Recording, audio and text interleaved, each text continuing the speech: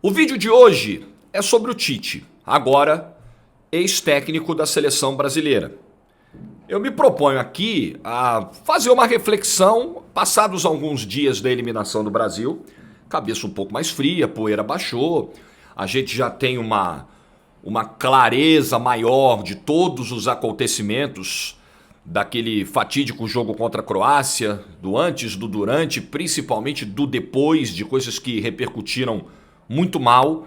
Então a gente também pode agora olhar um pouco para frente, né? Porque a Copa do Mundo ela é o torneio que valoriza muitas figuras. Você chega de um tamanho na Copa e dependendo do que acontecer você sai dali 10 vezes maior.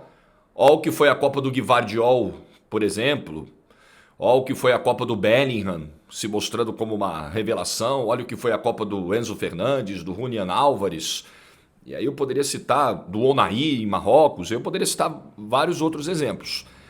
Mas também a Copa do Mundo pode te deixar menor. E acho que é o caso do Tite.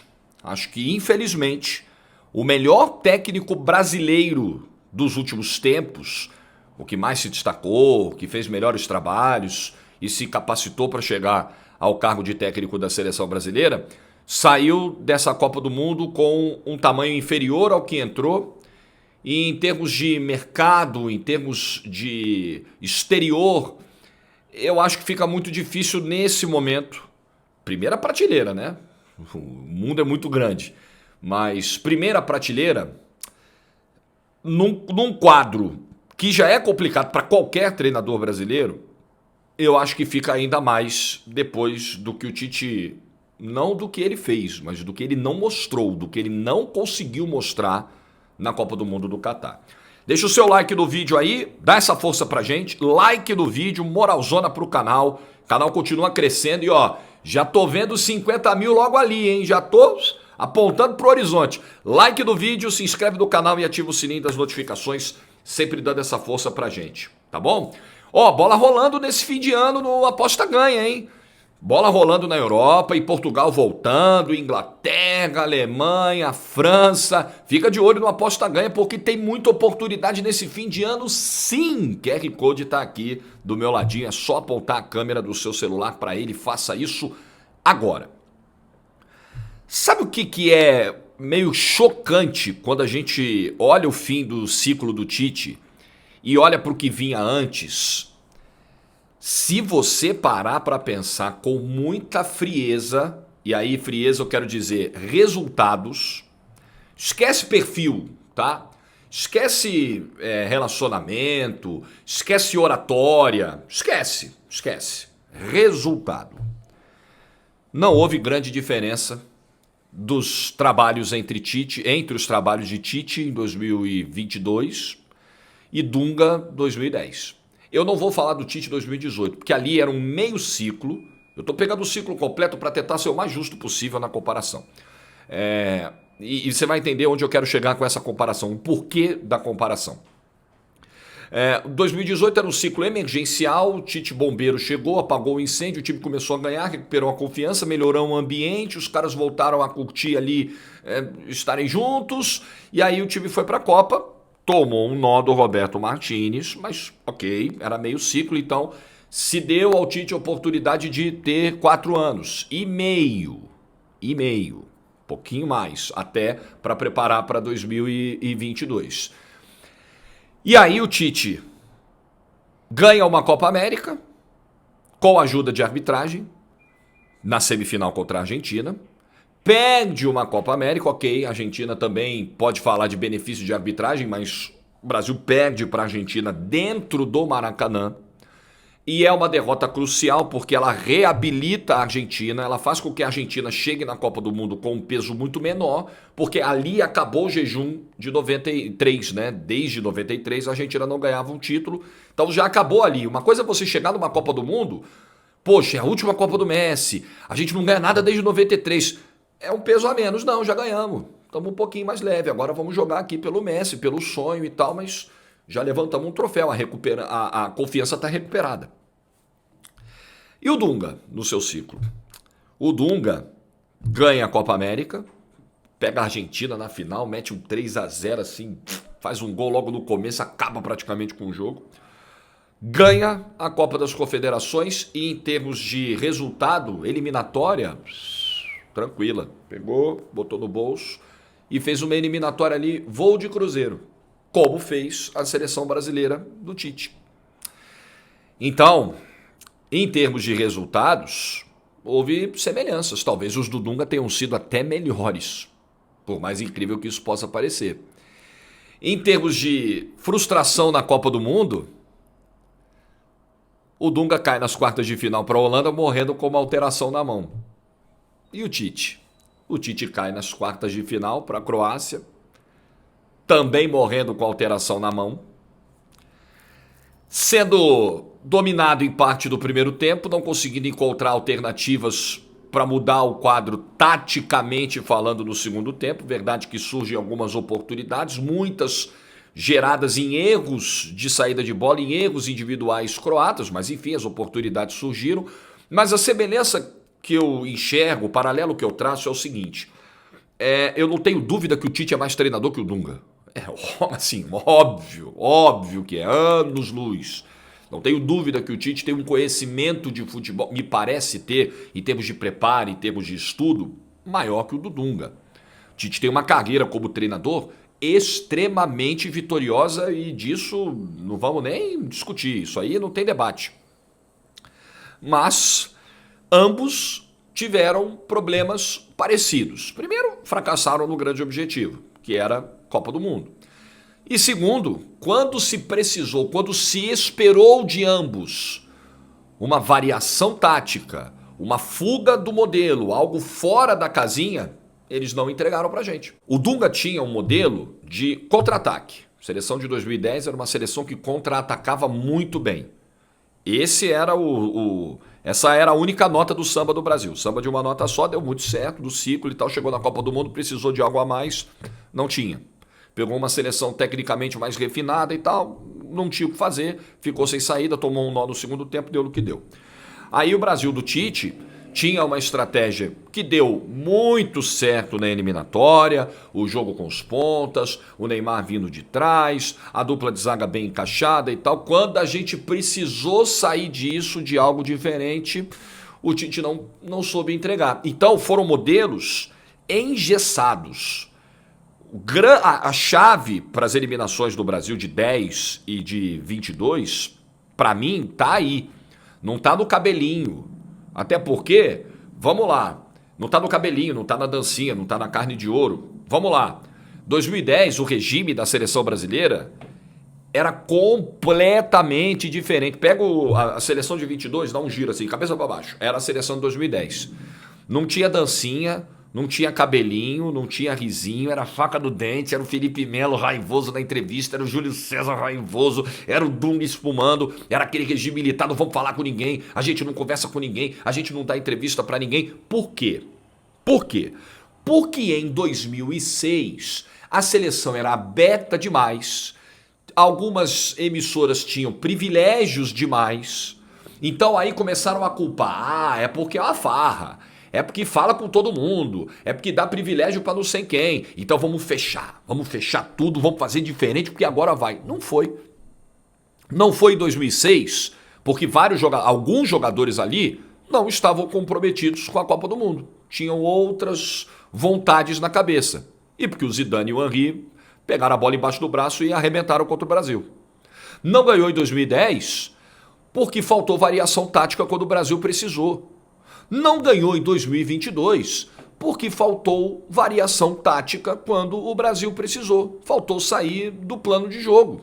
Faltou arriscar. Faltou ter entendimento de como seria a postura do adversário do primeiro tempo contra o Brasil. O Brasil se surpreendeu nitidamente.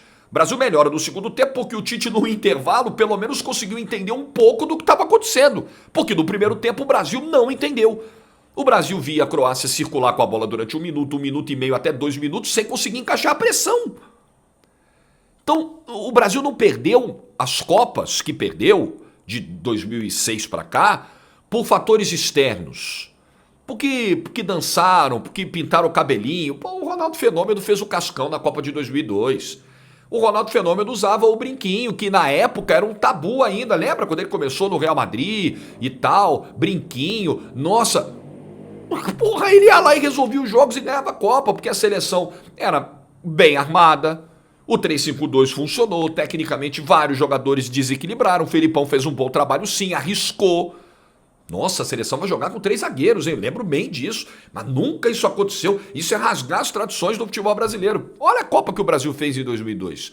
A gente fica procurando muito fator externo, questões comportamentais. Esquece, gente. As culturas dos países são diferentes. Não dá pra você querer que o brasileiro, o jogador brasileiro, o jovem brasileiro se comporte como o jovem croata. Esqueçam isso. Respeitem a nossa própria cultura. A nossa cultura é da irreverência, é da dança, é da brincadeira, é da zoeira. Como a cultura do argentino, do jogador de futebol argentino, não falo da população como um todo, mas aí eu tô pegando o recorte do futebol. A cultura do jogador argentino é ganhar provocando. A cultura do jogador argentino muitas vezes é do mal ganhador. É igual a história do vídeo do Agüero que tá aí circulando, e olha que ele nem jogou, mas ele tava lá. É a história do Messi dando a provocada no Mbappé. Aí o Mbappé vai lá e dá uma provocada no Messi quando faz os 2 gols. É a cultura dos caras. Como é que a gente vai... É o Martínez fazendo o que fez com o troféu. É a cultura dos caras, certo, errado, assim. Como é que você vai mudar isso e você vai entender que é isso que decide ou não um campeonato? Eu sei que postura é um negócio importante, eu sei que o mental, ele joga muito, eu sei que foco é uma coisa que você não pode perder numa Copa do Mundo, mas esse não é o maior problema do futebol brasileiro de seleções. O nosso maior problema é a falta de variações táticas, é a falta de capacidade para bater, não digo nem os melhores treinadores do mundo. Porque, pô, com todo respeito, o Tite foi eliminado pelo Roberto Martínez e pelo Dalit. Eles são técnicos de primeira prateleira? No mundo? Não são, mas eles são melhores que o Tite.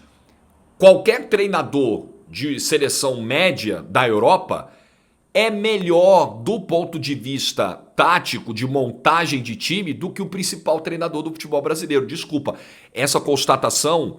tá aí para todo mundo ver, eu não tô tirando da minha cabeça, eu não tô inventando. Os fatos mostram, as 2 últimas Copas do Mundo nos mostraram.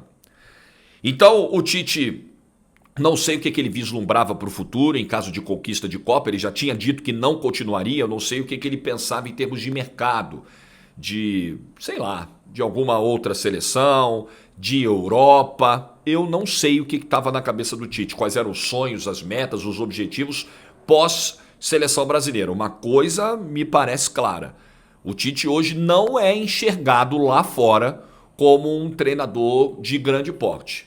Acho que o Tite está sendo enxergado, pelo menos eu estou enxergando assim, como um treinador que no âmbito doméstico se destaca, no âmbito internacional de seleções faltou repertório.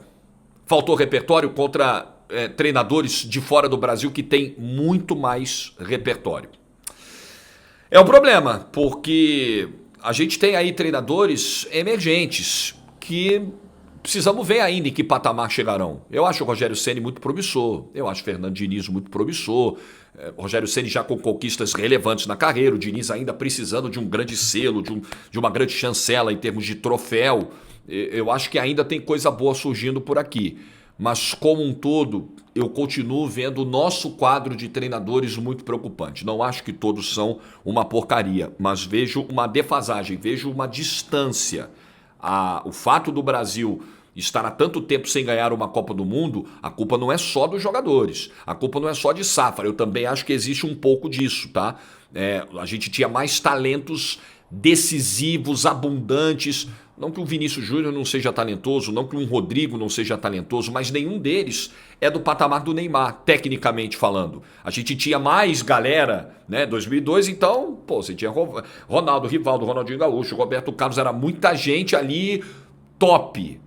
Hoje você tem o Neymar e uma galera com potencial para chegar lá, mas ainda muito jovem, ainda precisando maturar para ver se chega lá. Mas esse, para mim, não é o único ponto, nem é o principal. O principal é filosofia de jogo, variação, capacidade de adaptação ao adversário, capacidade de modificar, entender e modificar rapidamente, porque os jogadores hoje, mesmo os jovens que ainda estão maturando, que estão lá fora, eles têm uma capacidade enorme de adaptação. Eles jogam numa realidade onde um dia você está na ponta direita, outro dia você está na ponta esquerda, outro dia você joga de centroavante, outro dia você está se desdobrando para marcar no meio-campo, para fazer o que fez o Griezmann, por exemplo, na Copa do Mundo inteira. Isso eles conseguem executar, porque eles já são direcionados a isso na Europa. O que falta é o treinador brasileiro ter a capacidade de aplicar isso com esses mesmos jogadores. Gente, não é nada estranho, não é nenhum bicho de 7 cabeças para quem joga no Real Madrid, no Chelsea, no Liverpool, mas os técnicos brasileiros ainda não se provaram capazes de fazer o que eles fazem lá fora. Para mim a explicação está aí, a principal delas. Existem outras, mas a principal delas está aí. Não passou pela dancinha, não passou pela carne de ouro que a galera comeu, porque o Messi também comeu, não passou. Não caia nessa, porque isso aí é coisa de pilantra, de picareta, que quer like em rede social, que não acredita nisso, mas que quer pegar engajamento da galera que está bufando, da galera que está espumando por aí. Não caia na onda de pilantra. A culpa não está aí, não. O problema é que hoje falta treinador. Pesado, né? Mas falta treinador do futebol brasileiro, com algumas promissoras exceções. Não sei se você concorda comigo, não sei se você discorda. Deixa aí o seu vídeo nos comentários. Abraço.